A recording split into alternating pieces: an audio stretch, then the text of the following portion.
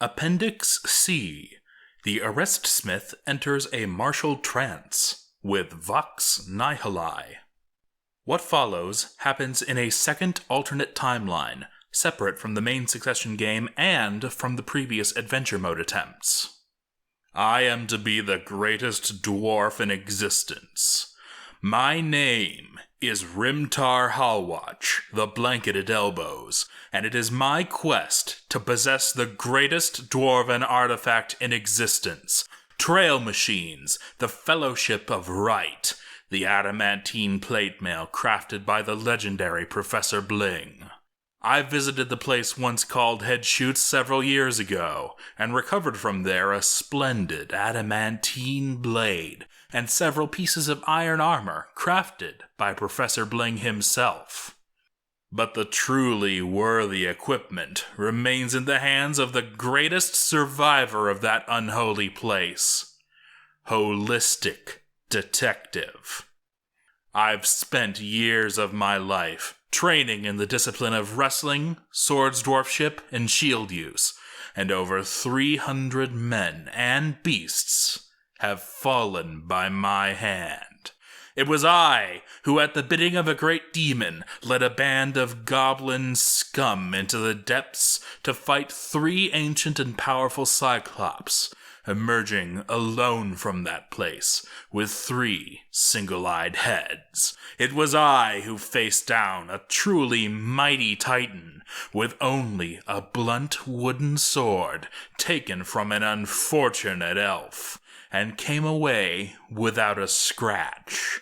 I have slain the undead in the ruins of Headshoots, destroyed whole towns of men and elves, and led a war band of humans into the teeming dark towers of the north.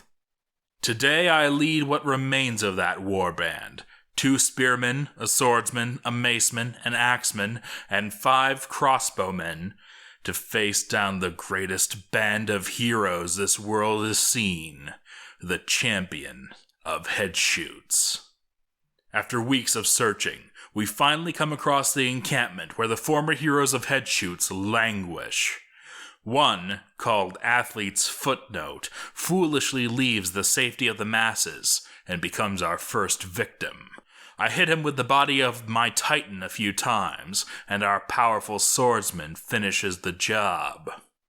We head back to the main mass, looking for champions to slay. We find Orange Soda II, not a member of the militia, but rather the former head of the guard. He carries a steel axe and charges us, alone. Perhaps oblivious to my mighty Orange Soda II, Luce Lemlalore, head arrestsmith, has a martial trance. The arrestsmith is no longer stunned. The head arrestsmith hacks at the human swordsman in the right hand with his steel battle axe. It is broken.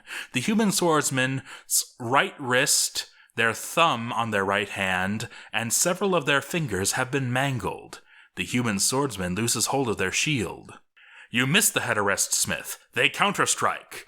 The head arrestsmith hacks at you in the right lower arm with his steel battle axe.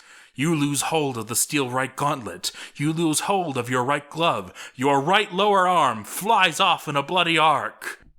The head arrestsmith hacks at the human swordsman with their steel battle axe. The human swordsman loses hold of their large iron-chained leggings, their rope-reed-long skirt, and their leather brace. Their lower body flies off in a bloody arc. The human swordsman has been struck down. The head arrestsmith hacks at you in the upper body with his steel battle axe. It is cloven asunder. You are propelled away by the force of the blow. You slam into the human crossbowman.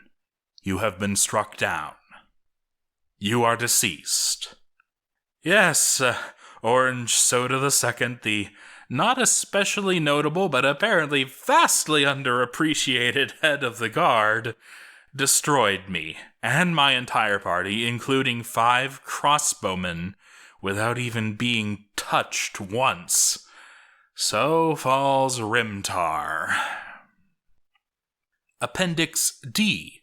Holistic Detective, the world's deadliest catch with the world's deadliest backpack, by Kai Layer.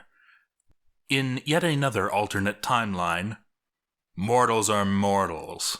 Gods are gods. This is a simple truism. It might even seem blindingly obvious. Yet it's one that a few mortals refuse to accept. They contrive to convince others that they are the gods. And some, the worst of the blasphemers, believe they can become gods in truth. Such delusions cannot be allowed. It was a band of dwarves from their settlement known as Headshoots who became the latest perpetrators of this persistent heresy. After hearing the tales of what that fort became, perhaps it should come as no surprise that their minds fractured as they did, but that does nothing to change the unforgivable nature of their acts. They proclaimed one of their own, a mighty warrior by the name of Holistic Detective, to be a living goddess. She had ascended to stand amid their pantheon, they insisted, even while she yet walks the world in the flesh. Such a sin cannot go unpunished. I was chosen to bring doom upon the former denizens of Headshoots. This is a daunting task. I'm skilled, but I'm alone, and the dwarves are many and fierce. Holistic Detective, though deity she certainly is not, is still a warrior without peer, one that even I have no chance of defeating. So I must fight with my mind as my foremost weapon. I must strike where they are weak, picking them off one by one. I must throw fear into their hearts, so that they're fractured and unable to fight back effectively. But what could they possibly fear, you may ask, and that is a fine question. Headshoots was a haunted place, full of terrors. Even the demons from the depths of the world were loosed upon its people, so the stories say, and they endured. What could frighten such hardened folk? What indeed? Dwarves have never been swimmers. The rivers they find in the depths of their mountain halls are unlike those of the surface world. They spell doom for any who enter them. Nor do they seek out the rivers above ground, for the fish that inhabit the waters of the surface find that dwarves are small enough to pull down and consume. Dwarves who swim are rarer than those who stay voluntarily sober. I find their band, and I creep into their midst. They don't see me coming until it's too late. Your flying steel bolt strikes the plantsmith in the lower body. It is run through. Professor Bling X has been shot and killed. You hack at the brakesmith in the upper body with your steel battle axe. It is cloven asunder. The brakesmith is propelled away by the force of the blow. Tag Plastic has been struck down. The weak dwarves I kill with conventional methods by blade and hurled weapons. They try to flee. They do not succeed. Their cult must be purged. None shall survive to carry on its message. I've killed many, yet have not caught sight of the infamous Holistic Detective. She is the center of the cult. She, above all others, I must slay. I see a fleeing survivor and give chase, but the dwarf turns on me. This is no mere laborer, but one of the warrior caste. Orange Soda II, the heresy smith, has spotted you.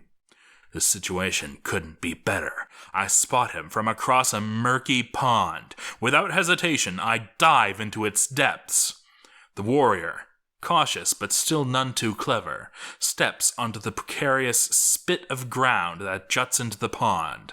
There's fear on his face as he peers about, searching for me, thinking that I have to emerge within moments as one of his kind would. But I'm not one of his kind. I glide to the water's edge and emerge like a serpent, wrapping my arm around the little being's neck.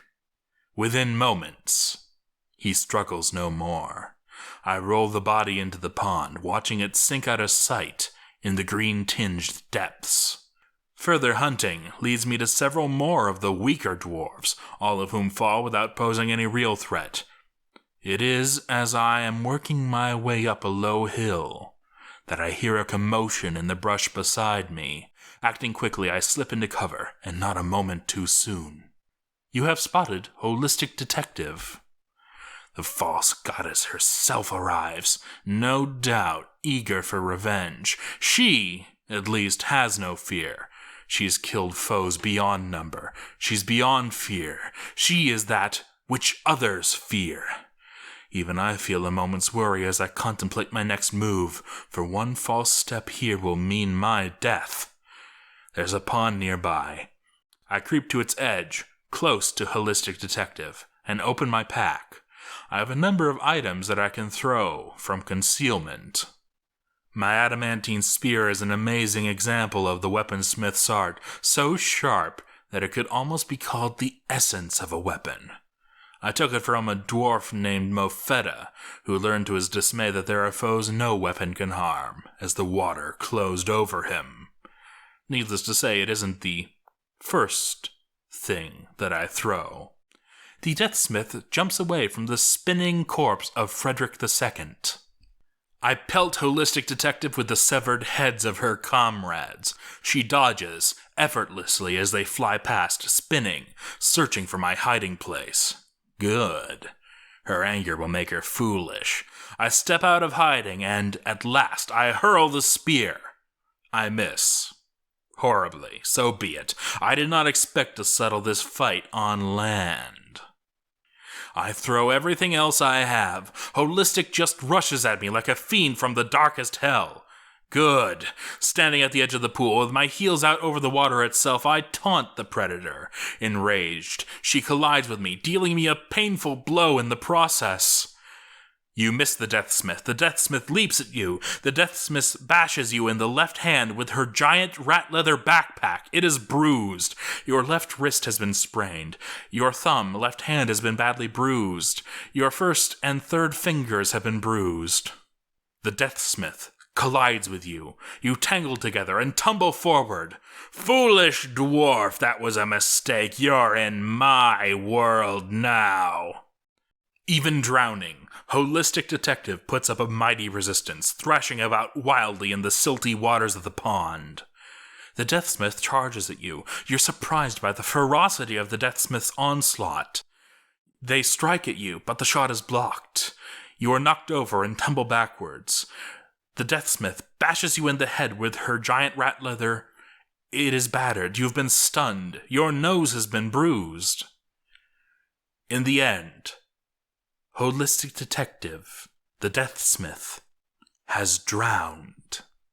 Her armor, a legend in its own right, bears no scars in its perfect metal surface, but the stains of blood tell their tales of the battles it has seen, and the water will wash them away in time.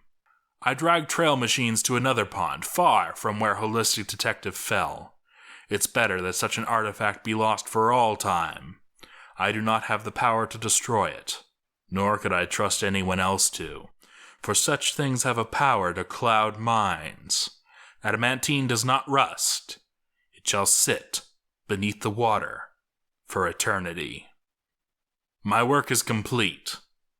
I shall return to my own people. Mortals are not gods, and I have given proof.